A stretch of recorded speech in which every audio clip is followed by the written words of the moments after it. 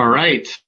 Hi, everybody. We are live. Thank you for attending the final session of Connections, the B2B Marketing Summit, brought to you by Business.com and Business News Daily. I'm really excited for this. This is our masterclass where we're having discussions with real-life B2B marketers about how they attract new customers. That's Matthew and John, who I'll introduce you to in a minute. And then some of my colleagues, Esther, Zach, and Mike, we're all going to have a group discussion about what we think is working great and some ideas for testing and optimization. Also, if you're attending and you're interested in having your landing page discussed by us, you can post it in chat or Q&A, and we'll get to it if we have time. We already have gotten one submission, which we'll get to first, and then we'll just get to others in the order in which they are received. So we have about 45 minutes, so I'm just going to get right into it. First, I'd like to introduce Matthew Berk, an old colleague and friend of mine. He's the CEO and founder of BeanBox. Matthew, what does BeanBox do? And also, what charity did you decide to donate to today? Thanks, John. The charity, most important first, is Feeding America. That's kind of low-hanging fruit, and everyone should have a full belly every day. So that was really easy. BeanBox, we sell great coffee. We sell it online. It's for people to enjoy in their homes. We have about 50 different coffee roasters across the U.S., and we bring in their coffee and we ship it out to people all over, not just Seattle and Washington. And primarily we focus on kind of a sampling experience. So if you don't know much about coffee, you can get one of our sampler boxes and discover the joys of Ethiopian versus Kenyan versus Guatemalan, and really learn what you like. So that's what we do. We've been doing it for about 6 years. And one of the faster growing segments of our business, as I was just talking about, is corporate gifting. And for us, that's kind of our B2B, where generally we are a B2C company. Yeah, if you want to wow someone, send them a gift of BeanBox. We've done that at Centerfield. It's worked great. So whereas Matthew's a B2B and B2C company, although primarily B2C, John and Vouched primarily sell to, or exclusively, I guess, sell to other businesses. John is the CEO and founder of Vouched. John, what does Vouched do? Yeah, so we develop really cutting edge artificial intelligence that powers visual identity verification.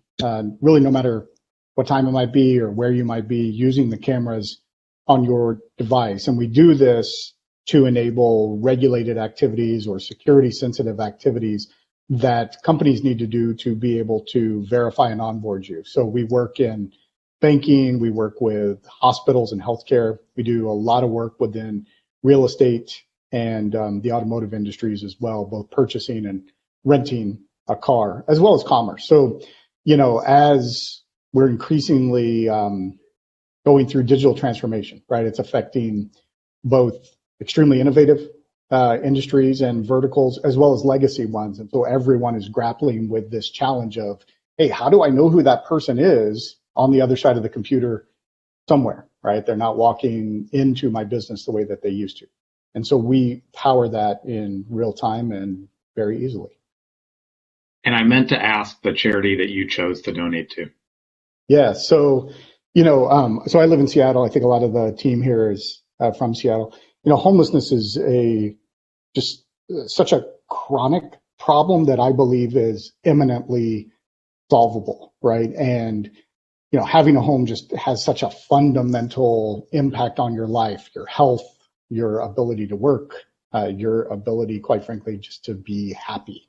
So I wanted to make a donation to Mary's Place. They're a Seattle-based nonprofit that provides safe and inclusive shelters to support women, children, and families that are dealing with homelessness. Thanks for that. Okay, let's meet the crew of experts. Esther is my colleague at Centerfield. She's the director of brand media. Esther, what's your day-to-day like? What are you focused on in Centerfield? Hey guys. Yeah, so I lead the brand media buying team at Centerfield, and I oversee all of our pay-per-click search campaigns, so whether that's on Google or Bing ads, and I'm primarily in charge of the telecommunications and residential services clients, so clients that sell internet or sell cellular service or TV services. So yeah, I kind of oversee that side of the business, working also closely with our own and operated call centers at Centerfield. Thanks, Esther. Zach's our SVP of Digital.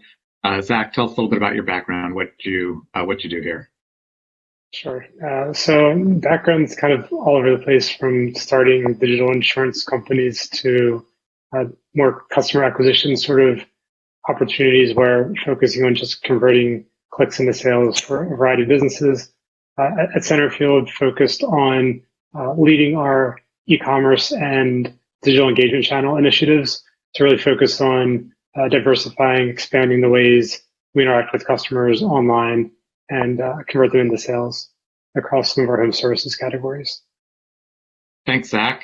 And then Mike Brock, our VP Product. Yeah, so my team consists of very talented product managers and designers. We work very closely with marketing and tech to manage, optimize, and expand our own operated digital properties across Centerfield.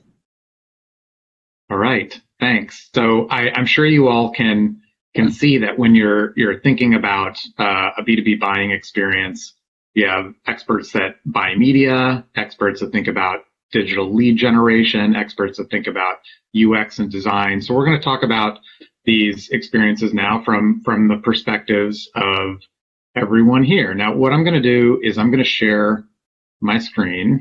I'm going to pop open a window, and I think I have BeanBox pulled up, but I'm actually going to talk about Vouched first. Let's see, is it here? Yep, we've got it here. Okay, so hopefully everyone can see that on screen. John, I'm going to ask you a few questions, and then I'm going to pass it around to our crew here. So I guess the first question is, what kind of type of keyword, like what's the dream scenario where someone's getting to the site? What are they typing into Google, or what are they doing right before they come to the site? Yeah, so the two most important keywords that we think a lot about are identity verification, right, or some version thereof. And then a close second is anything having to do with KYC, know your customer. This is essentially a banking specific term that means identity verification. So that'd be our perfect, customer, and typing that in, coming to that. Okay, thanks. You broke up for me there just a little bit at the end, but I think I got it. Identity verification, and then also, can you tell me sort of who your target customer is and what you want them to do when they get here? Yeah, so we really want them to go into our lead generation funnel, right? And then that either moves them into a self-serve sign up, or they're contacted by a salesperson depending on their individual needs. Okay, awesome, thanks. And I've gone ahead and click on get started so everyone can see that. So now let's talk about this. So Esther, tell me, as a media buyer, what do you think about when you see this page? I'll go back to the home page in a minute. And then also kind of like, what are the things that are going on in your head in terms of speed, quality score, all the things that make you think about having some type of paid media campaign be successful? Yeah, I guess to start off, I think design-wise, it's really clean. It's really visually appealing. But kind of looking in the eyes of a media buyer, I always try to evaluate how a landing page would rank in Google's eyes. And like John just mentioned, one of the most important metrics that Google looks at is obviously quality score, which is a score that determines how high or how often you show up in the auction, as as well as how much you end up paying for that keyword. And I actually did a little bit of research before this call, but it looks like a keyword with a quality score of 10 out of 10 actually gives you about a 30% discount on CPCs compared to a keyword with, let's say, an average quality score of 7. So it's really important. You'll end up saving a lot of media costs with higher quality scores. And 2 simple ways you can do that. Obviously, number 1 is to make sure that your landing page loads really quickly in terms of how quickly it loads, and also how relevant it is to what the viewer actually searched within Google. So looking at the Vouched page specifically, it does look like there is opportunity to create maybe like a pay-per-click specific landing page that's a little bit shorter in length, maybe having also the lead form live on that first above the fold view. And one thing that I really commend you for that I noticed is that, John, up at the top, there's an industries link. And then when I clicked into that, you actually had a view of all the different industries that you service, whether that's healthcare or apartment rentals even. And I think it would be a really good idea, because you already also have these pages built out, to send kind of that longer tail keyword, such as if someone is looking for identity verification for apartment rentals, maybe you can send them directly to the page that's designated for that industry, and I think it'll be highly relevant. Google will definitely reward you in terms of ad relevance and landing page experience, and I think it'll also be really helpful in conversion rates, just because it's so personalized to the industry that someone may be looking for. I also love the industry specific deep dives. I think we found that to be super helpful at Centerfield. And you also have a really, really awesome clean design, John, in general. Esther, how do you think about, like, because the homepage is so important to your brand, you know, it doesn't just function as a lead gen page. It's got a lot of purposes to it. How do you think about where you're sending traffic in Google, like a homepage versus a dedicated landing page? Do you have any rules of thumb that you think about there? Yeah, so in terms of content on the page, I try to make the content as relevant as I can to what the user would be searching. So, John, like you said, your top keyword is probably identity verification. So you probably want to plaster that word many times on your landing page, and having a designated landing page where you can even have dynamically generated keywords appearing on your landing page could also help with that as well. Thanks. And I know I just fired off questions, but if you have any questions or you want any insights from the team on anything, feel free to fire away. I'll kind of do the next segue, and that's to Mike. Mike, what are things here that you would consider testing? You know, if you were gonna, because I know a lot of what you do is testing and experimentation. What are the types of things you might be testing? Yeah. First off, I think you'll find there's going to be a common theme between the feedback that Esther, Zach, and I lead with, which is the site looks great. Even the animations and the load transitions that your team has developed, like going through the page, like definitely noticed and appreciated. But a few suggestions to John Busby's point. I think what might be interesting is actually testing a different engagement path to how you're capturing the lead. And so if you, John, can you click on the sign up for free trial? I think it drops users right into a sign up page with just a bunch of fields. And so while it might sound counterintuitive, it actually, we've tested extensively breaking up kind of the fields into separate steps. And it's actually performed much better, where we kind of lead the consumer into staying anonymous as they first interact with the form, to asking them more personal information at the end. And so it might actually be great to lead with maybe some low friction steps like the number of employees, and just giving users that option to choose a range, and then go from step to step to eventually the exchange of the more personal, high friction information. So that's the immediate suggestion I have. And then to Esther's point too, on this page, if you were to send dedicated traffic to a landing page, especially a high engagement page, it might be worth sending them to something like this, where you have such great content across the site. To Esther's point, on the industries page specifically, you have use cases defined for all these industries. And I think that leveraging that on a page like this could really help to at very least inform users. And then the last thing is really just being cognizant of site speed. So while like the transitions and the animations are great, I think if you're looking to send paid traffic, especially to a page like this, where we're looking for those conversions and those lead signups, definitely want to try to limit as much of that as possible, so the experience is much quicker for users to load. Can you talk a little bit more about why you would break up the... I think you broke up a little bit, but you're asking why to break it up? Yeah, I think there's a bit of a lag on my side.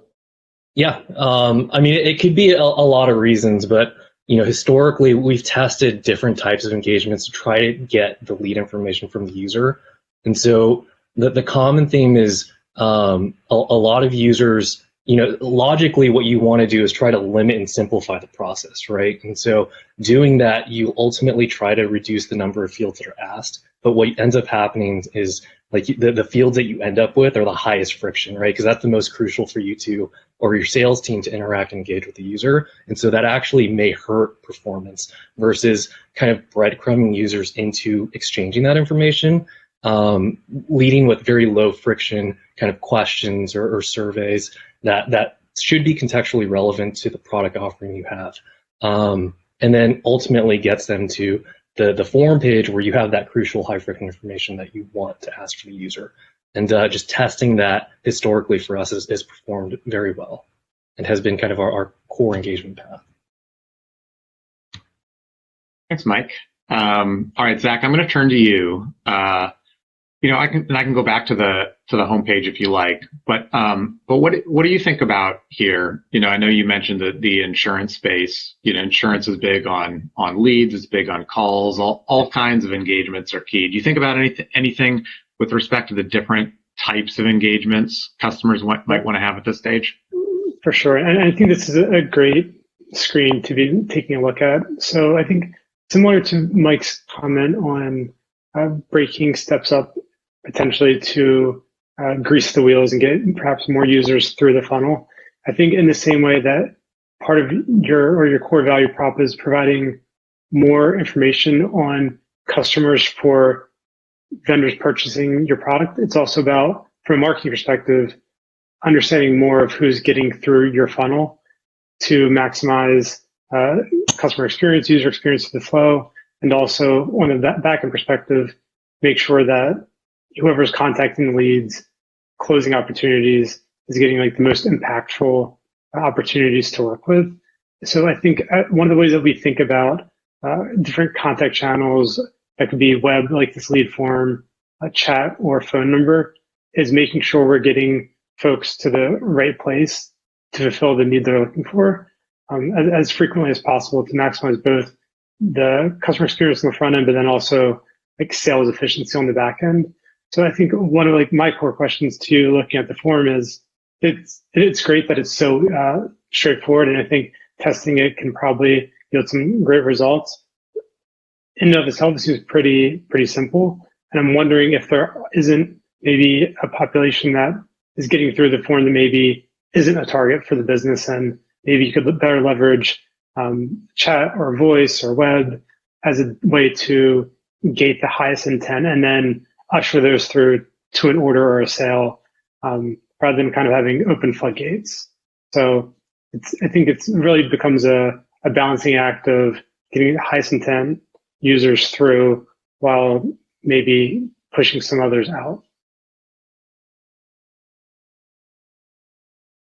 Yeah, we've definitely seen that. So I think that's really good advice, where we've seen, a lot of individuals seeking to have their identity verified. They have some sort of identity challenges personally, and that's beyond the scope of what we can do. So if we can keep them out of the funnel, the page would perform much better.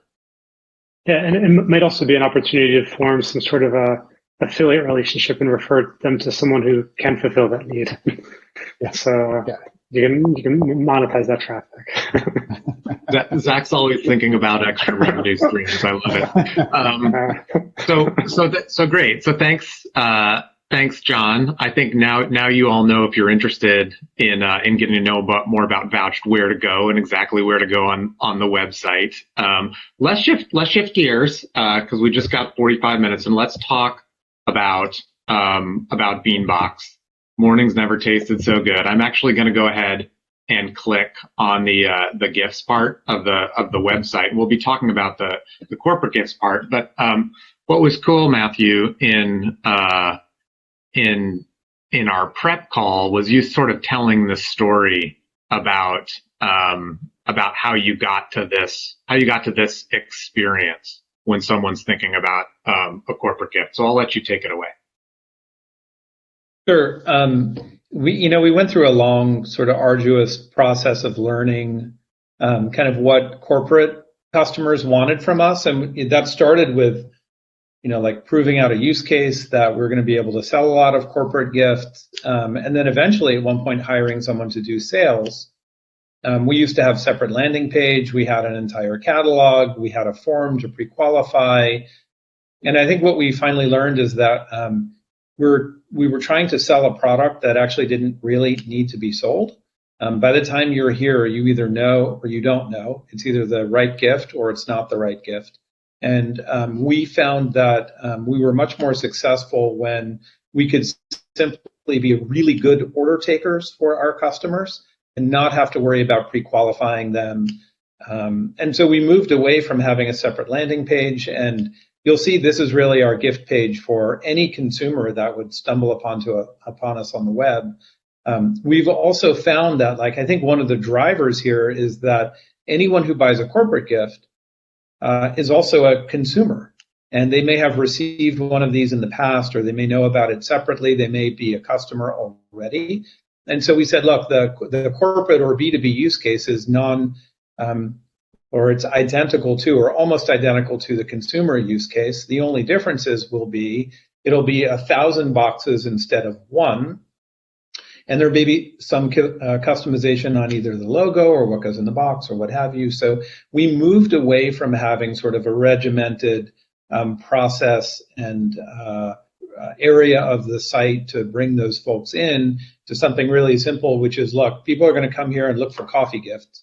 Whether or not that's a corporate gift is a different matter. And so if you scroll down to the bottom here, we kind of have one section, which is for corporate. And then based upon someone reading that, they would then either email us or pick up the phone and call us. And that's kind of how it's working so far. That's great. Nice. Okay, so thanks, Matthew, for telling us that story. Let me start with Mike, Brock, and Matthew. Of course, can ask any questions you want of the group. Mike, what would you think about testing here, given what Matthew's talked about?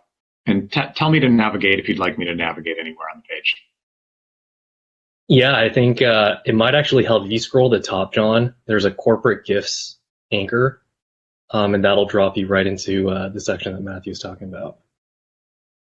There we go. So I had the pleasure of speaking with Matthew a little bit offline prior to this panel, and you had mentioned that a key success factor for a lot of these corporate inquiries is like a product catalog that you guys send, or what they request to see and learn more about what you guys have to offer for that space.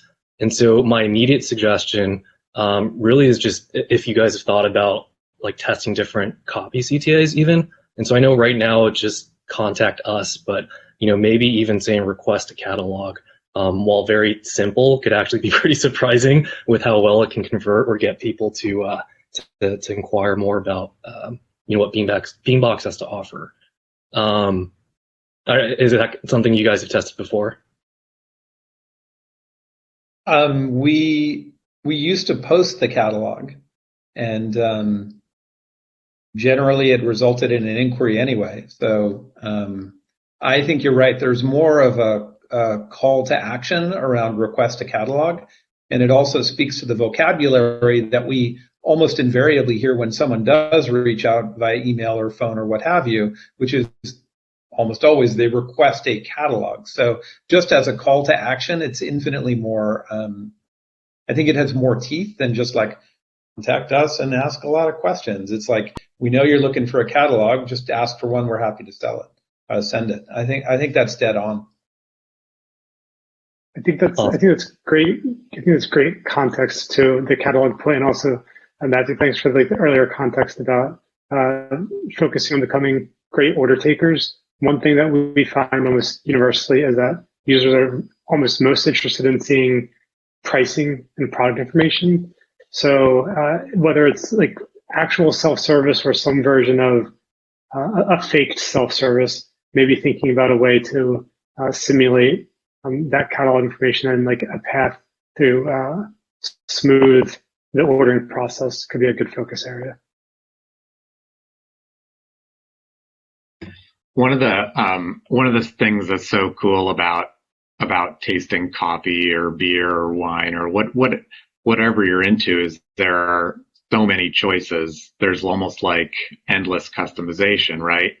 That doesn't make things easy for the media buyer when there are hundreds of different things to buy, but or potentially millions of different searches. Esther, how do you react to everything, knowing sort of what Matthew has learned to date and what you would think of as someone who buys media? So they do the context. So it's interesting to hear that most of them are already consumers or already know that they are in search of a corporate gift, and then they land on this page. I think it is important to have product information, but a lot of times too much information is also the cause of too much friction where you don't get people through the conversion funnel.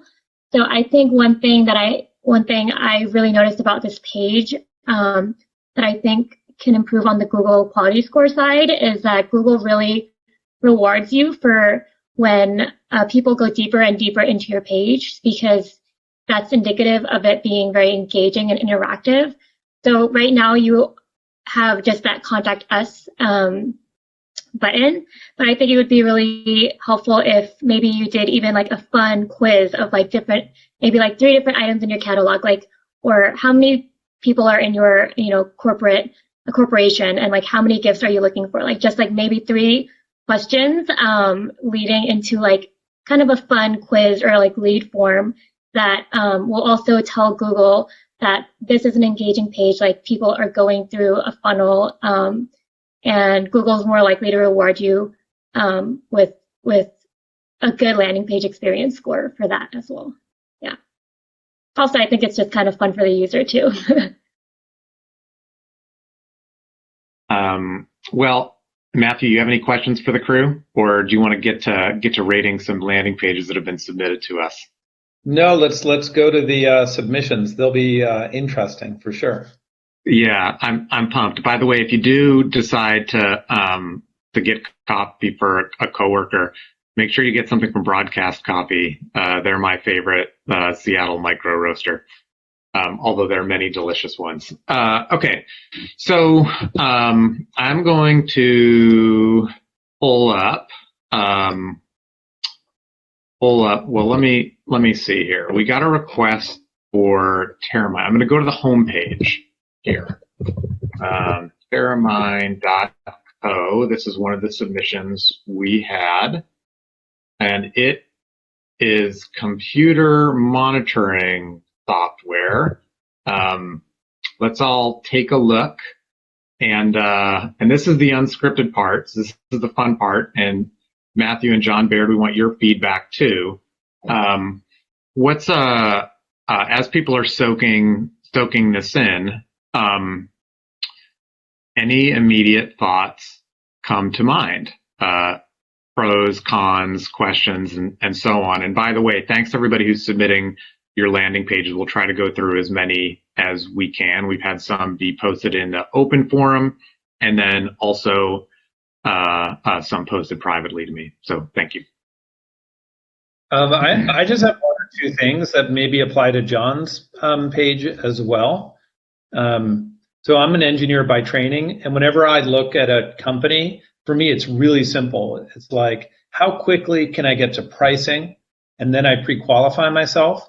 How quickly can I then look at the stuff for developers, which I generally open in a new tab to see whether or not they're kind of speaking my language. And then number 3 is like, how do I sign up for an account? But the call to action here around try a live demo, I'd be curious to know if that helps to convert folks, because what I know is that if I'm put through a demo with a SaaS provider, that's the end of my conversion possibility. To me, the demo is where like my desire to use a SaaS company goes away. Like demos just kind of, again, maybe this is just for engineers, but the demo just kills me. I want to see what are the docs, how much does it cost, and how do I try it for free? So, that's what you want your calls to action to be. As an engineer, for sure. And Matthew, that's really your almost like your decision tree, right? Like, are these things here? If yes, advance to the next step. If yes, advance to the next step. Am I thinking about that right?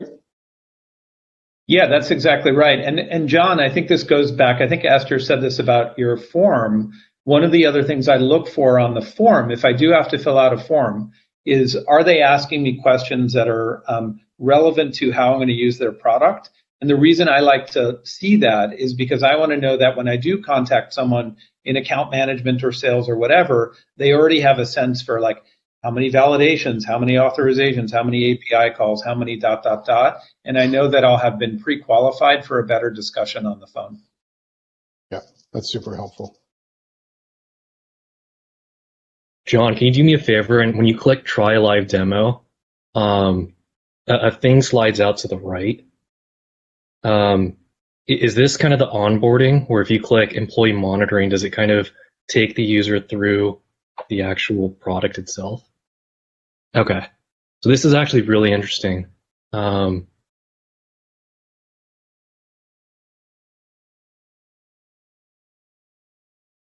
so it almost goes. I'm not going to click through the whole thing, yeah. but it seems pretty custom, which is cool. Yeah, I'd say that's great. I think one question I have is like, who is the core purchaser? Like, who's the decision maker on buying the product? Because I totally will echo working with engineers, Matthew's points around show me the docs and the pricing. But I think if it's maybe someone less technical, kind of revealing what's behind the curtain in a low friction way and a customized way seems really, really impactful, especially with a quick call for a free trial. So it seems really well considered. A couple things I love. I love free trial. Love that. Something that I might like on the chat side is if this is going to be a highly considered experience for me, I'm probably gonna want to talk to somebody, and if I do, like, make it easy for me to schedule a demo. I mentioned this in an earlier panel, but I love it when I can kind of click on a Calendly link, decide right then when I talk to somebody, and then I don't have to go through this endless email thing. You can just cut right to the chase. Esther, and anyone, any last questions, or if the individual that submitted it wants to ask a specific question, and if not, feel free to post it, and if not, we'll move on to the next.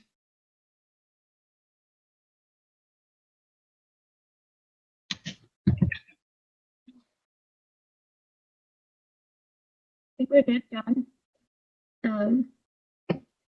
Yeah, you guys hit some really good points. I guess one just quick feedback I would give is I normally try to look at things, look at landing pages in a mobile view because 60-70% of traffic now is purely mobile. And when I shrink it to that mobile view, it's just a lot of information. It's a lot of content, and a lot of it looks like it's repeated. So I think maybe just for a pay-per-click specific landing page, having it be a little bit more succinct and shorter, so that there isn't as much friction when you're trying to get someone to do a live demo or contact them. Thanks, Esther. Okay, I'm going to pull up the next one. Give me one. Okay, we have Vecna, hopefully I'm pronouncing that right, touchless mobile check-in and virtual waiting room for patients. That seems pretty interesting, times of COVID. Let's take a look at this.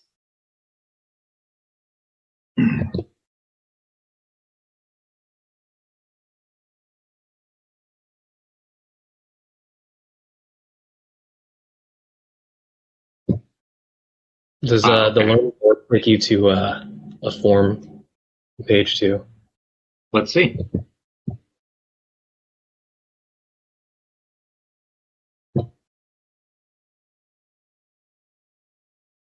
Gotcha. So similar feedback to both John and Matthew's pages. It might be interesting to kind of break up the form ask here with like an engagement path to Esther's point earlier, like a quiz or survey questions that are contextually relevant to the product offering. I think it's definitely worth testing that to see if we can improve, essentially lead gen. The other thing too that we've tested before that's worked well is like it's very simple to just have a learn more CTA for each content block, but even just adjusting the copy so that the call to action is relevant to that specific piece of information that you're sharing with the user can actually get people to click through, because users are very quick to see, oh, like all of these taking the same spot, and may even just leave the page. So you may be able to pull that second click by just adjusting the copy.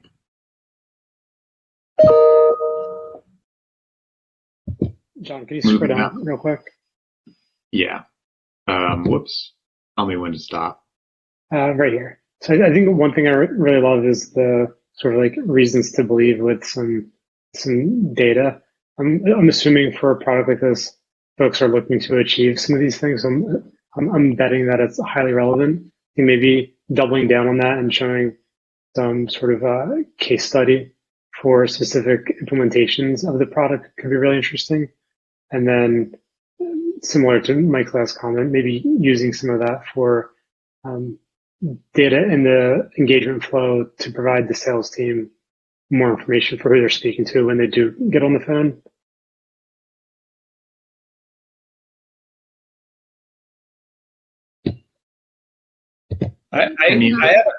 I have a question maybe for Zach and Esther and Michael about this page. Do you ever come across cases where you say like, try a different color scheme and actually see an impact? And I ask that because the teal is like this is a real medical teal, and I think that's totally appropriate, and it's beautifully done the way like the orange buttons stick out. But I just wonder whether or not it would be worth testing like 2 or 3 different color schemes, and I wonder whether or not that might have an impact on conversion. Do you ever see that? Would you ever suggest that? I'm curious. I think this crew will be the first to tell you that it definitely matters and should definitely explore it. I think the imagery as well. It actually took me a couple of seconds just to think through whether this is B2B or B2C. I think because of the imagery in the hero. But yeah, I think we're usually testing a little deeper than like brand colors, but pretty frequently we have to revisit performance on that sort of like altitude, and we find time and time again that it almost always matters. Mike, you want to jump in and add any more color there? I want to tee up two questions. One which came in privately from the submitter or to ask us, and that's for Esther, which is how would you go about trying to increase the quality score of this page? For some keywords, they can't get over 7 out of 10 quality score, which I think that's a really cool specific question applicable to everyone. And then while you're thinking through the answer of that, Mike, my follow-up question for you will be, if you were going to test the imagery, how would you test it? Esther? Cool. Quality stuff. Yeah. So one aspect of quality score is obviously landing page relevance and landing page experience. So having your highest, not quality, I would say, but highest volume and highest, most valuable keywords inputted into the different headlines or within the description or even in the lead form, and just repeating that keyword throughout the page. We definitely see lifts in quality score with that. Other just general quality score tips. Obviously, there's expected CTR and ad relevance. So making sure that your ad is also very relevant to the landing page so that when the user is clicking into your ad, they're getting exactly what they want to see and exactly what they want that they searched. One thing I suggested for, I think, Matt, was that you can actually even create dynamically generated headlines according to kind of the different themes or keywords that you want to focus on. And in terms of imagery, I think, Mike, you might be a better person to help answer that one. Yeah. So, I mean, to Zach's point earlier, it was hard to determine who like the target audience was immediately. One tip and suggestion that I will give in terms of testing specifically for imagery is to isolate the test so that it is imagery that is affecting change, because it's very tempting to kind of muddy split testing and introduce new variables where it's very difficult to assess like what actually caused that improvement or that dip. So case in point, like if we did want to try different imagery on the site, I would keep the content, the positioning, the layout, and even the colors the same, and really just swap in or move around images that make the most sense that would relate to whoever the target audience might be. When do you use photography versus illustration? Do you have any rules of thumb, or is it just a matter of just test it until you figure out what works better? More of the latter, but I will say when you're using like not bitmap imagery, so like the background image, for example, in this hero, the bigger the image you use, the more of an impact it'll have on your site speed. And so if you can go to illustrations, which are typically vector, they load a lot quicker.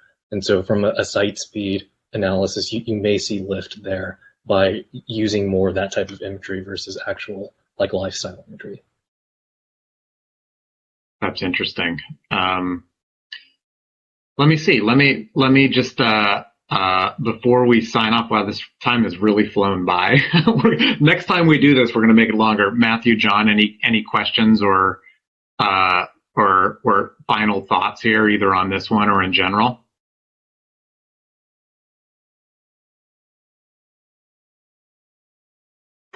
Yeah, no final thoughts from me. Just want to say thanks for having me on. This has been fun. This has been fun. Matthew, any final thoughts either on this or in general? I have a ton of actually technical questions I'd love to ask you guys, but maybe we save it for another day. But this has been super, super interesting.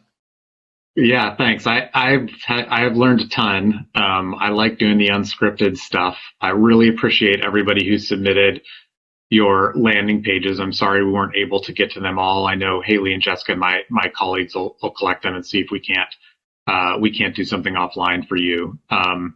Thank you, Matthew. Thank you, John, for doing this live. Also, Esther, Zach, Mike, really appreciate you all lending some of your expertise to this. The whole last couple of hours have been really fun for me, hopefully really fun for everybody who's a B2B marketer just interested in the subject. So with that, I'll sign off and we'll all smile and wave. Thanks, everybody. Have a good rest Thanks, of the day. everyone.